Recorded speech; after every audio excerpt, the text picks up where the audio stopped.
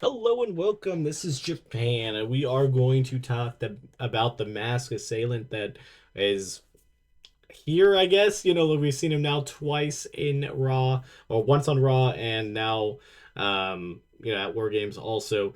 This is kind of an interesting thing because I feel like a lot of people have just been like, oh, it's this guy because of the way he looks or whatever it is. But I feel like they have not used the same guy both times. I think they just have a placeholder because this guy, I almost guarantee is Finn Balor. I don't know why, but the way he was, like, he did the stomp and everything, it felt very Finn Balor-ish. Like, they just needed a guy, so they had Finn Balor go out there and do this. And I definitely don't think it was Finn Balor before, so I guess, like, if it ends up being Finn Balor, then I guess I, like, could tell that it was him, but it doesn't make a lot of sense, and so I figured we'd go over the people that a lot of people think it is and maybe disprove it and then maybe take a final three prediction on it. Maybe. I guess that's the best way of going. So the biggest one that a lot of people were saying was Tony D'Angelo because he had disappeared from NXT TV and that, it seemed like he was going to do some type of difference. But we saw him appear on Deadline, so I think he's like at a 0% now chance because he has his own gimmick there. The other one, speaking of Deadline, a lot of people thought it was Ricky Saints. Again, it's not a bad idea. I just don't think it makes sense to the story because Ricky Saints could be a very good person to put in there, but like he's kind of like a babyface and had the championship. Like, why would he bother with anything up at the top roster? That would just kind of be out of the blue for no reason. Because I feel like so I feel like maybe a 5% chance. I feel like a lot of people think it's like guaranteed him, and I just think that's like not it. So like I said, Finn Balor with like the looking, I would definitely think there's a 10% chance that it could be Finn Balor. I mean, I definitely feel like this guy is Finn Balor. The one that jumped over the cage and all that could be or could not be. I couldn't really know for sure on that one. I also don't really think it's Seth Rollins. I mean, obviously he's actually legitimately hurt, and even if he wasn't, he definitely isn't the type that would be able to get over that cage in the first time, and he definitely does the stomp different. So obviously, yeah, if they're different people like that are like pretending to be this guy until they actually pick the guy or to settle on the guy, then it makes sense. But I feel like I feel like they would be kind of dumb to have Seth Rollins. Anyways, it doesn't make any sense to the storyline of why Seth would be doing this. So, I don't think it's Seth, even if he was actually not hurt. So there's a couple other theories out there, and speaking of that, would be Austin Theory. I wouldn't be opposed to it. A lot of people don't like that idea. They just really don't want it to be him. Like they just like, oh, it can't be him. It won't be him. It's definitely not him. Like there's no way in hell that it is. But we all know that there's a good possibility it is. I don't think we really have like that definitive answer of being like, oh, it's not him because the bill doesn't work or whatever.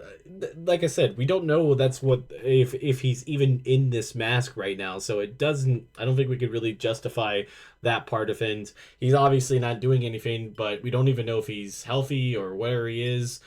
He fits the everything else that works in that demographic. So I don't know. I feel like Austin Fury is probably like a good 70%. I definitely think he'd be in the top three for sure. I think you can't discount that.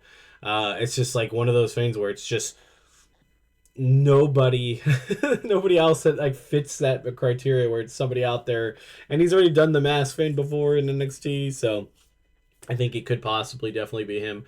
A lot of the other theories just seem so outlandish that like I can't even like hone in on like even a percentage on it because people just throw a bunch of names out that just don't make a lot of sense. They feel like it definitely has to be like somebody who's trying to screw over CM Punk, but then like why would he attack Ray? I know people said Dom, like that doesn't make a lick of sense either. Same thing with JD. Like I do believe it could be Finn because like if it was Finn, it would make sense. He's trying to get a different group. We're trying to at least taint you know God Seth Rollins' legacy with all of this, but. Like I said, I definitely think he might have been this assailant's like actor, but I don't think that's him underneath it as much. I mean, like I said, if it is and he actually went out there, I'd be like, damn, I actually could tell that it was the stump, but I'd be very curious at least that. A lot of people said Montez Ford. I don't dislike it. I do feel like if they're going to break up the Street Profits, this would be a very interesting storyline, and I would be completely down for that. I don't how I would say it's like a 50% chance, maybe. I just don't know. Like that's a wild thing, but like Montez Ford would be a very interesting pick because like he's in the middle of a tag team, but I guess like they have kind of turned to heel, and it kind of works out, but like kind of doesn't. But I honestly could think like also like when they were saying that it could be somebody brand new that like they haven't signed yet. I think that's also a very good opportunity there. I don't really know of any like free agents that I can think of off the top of my head that are like in the WWE radar that they would just be all of a sudden putting this person on TV. So I guess definitely Austin Theory, definitely Montez Ford. Um, but everything else I've seen, I don't know. I guess those would be the top two. I'm trying to think of a third that I could really just be like, yeah, it's this guy. It definitely feels like it was a person that would be a baby face, but like now is a heel, but like this is their heel change. But it has to be somebody that I feel like is like a young guy that wants to be the future, and that's why like Austin Fury makes sense, Montez Ford makes sense. But there's not a lot of guys that fit that criteria. If you kind of look at NXT again, like there's not a single guy there. Like a lot of people said Trick Williams, but again, I don't think it fits with the physique and like what this Trick has been going on. Like I don't feel like he would be like secretive about it. He seems like a type that would be 100% just himself to do that. Like it doesn't make any sense. But I could still at least see it because he is a heel, at least with that part of things, and I wouldn't be opposed to seeing Trick Williams making his roster debut with that. So I guess I'd put him in my top three. I don't know. It's very confusing because like I feel like we're not really getting anything from the actual people because I feel like these aren't actually the both people weren't the actual person who did this. A lot of people said Jericho too. I think that'd be insane, especially because him climbing over the thing he definitely couldn't have done, and I don't think like we suspend belief, but we know Jericho's not climbing that thing super easy. And again, it wouldn't really make a lot of sense like just to replace like another veteran in that group. I don't think Braun Breaker or Bronson Reed would actually want to do that. So, yeah, tell me who you think it is. I think there's a lot of options out there, so I'd like to see what your theories are, and I'll see you guys on the next one. Bye, guys.